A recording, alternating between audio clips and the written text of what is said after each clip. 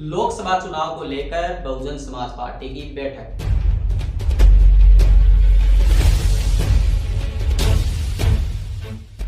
Baspa supremo बहन कुमारी मायावती ने संगठन को मजबूत बनाने के लिए दिए निर्देश।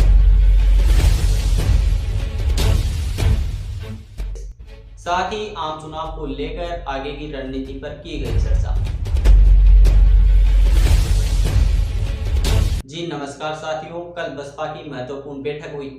बसपा सुप्रीमो बहन कुमारी मायावती ने संगठन को केडर और छोटी छोटी बैठकों के आधार पर गांव-गांव में मजबूत बनाने और अपने जनाधार को बढ़ाने के लिए निर्देश दिए। सर्व समाज में जनाधार बढ़ाने के लिए पार्टी के वरिष्ठ अधिकारियों, प्रभारियों व अन्य जिम्मेदार लोगों के साथ मिलकर पुरानी कमियों को दूर करने को कहा। बसपा सुप्रीमो ने आम चुनाव में गठबंधन को लेकर भी अपना पक्ष एकदम साफ कर दिया है। बहन कुमारी मायावती ने कहा कि पार्टी को अपने उम्मीदवारों के चयन में सावधानी बरतनी होगी। लोकसभा चुनाव में पार्टी सभी सीटों पर अपने दम पर चुनाव में उतरेगी। बसपा प्रमुख बहन कुमारी मायावती ने कहा कि गठबंधन की वजह से लाभ की बजाय पार्टी को नुकसान ज्यादा उठाना पड़ता है।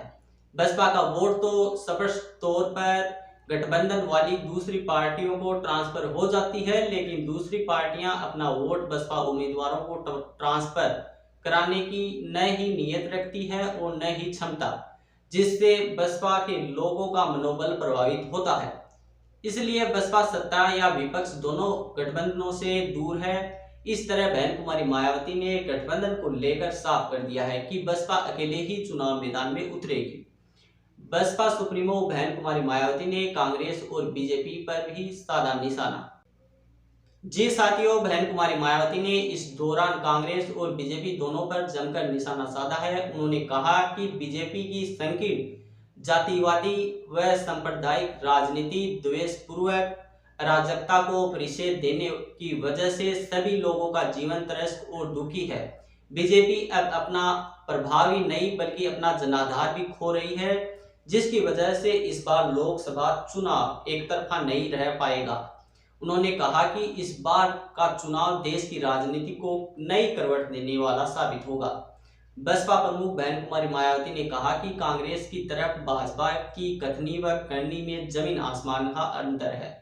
उनके राज में आमदनी अठन्नी और खर्चा रुपया हो गया है। कुछ मुट्ठी भर लोगों को छोड़कर बाकी सभी लोगों को, खासकर बहुजन परिवारों के सामने पालन पोषण की कठिनाई हो रही है। इन सब का प्रभाव आगामी लोकसभा चुनाव पर पड़ेगा।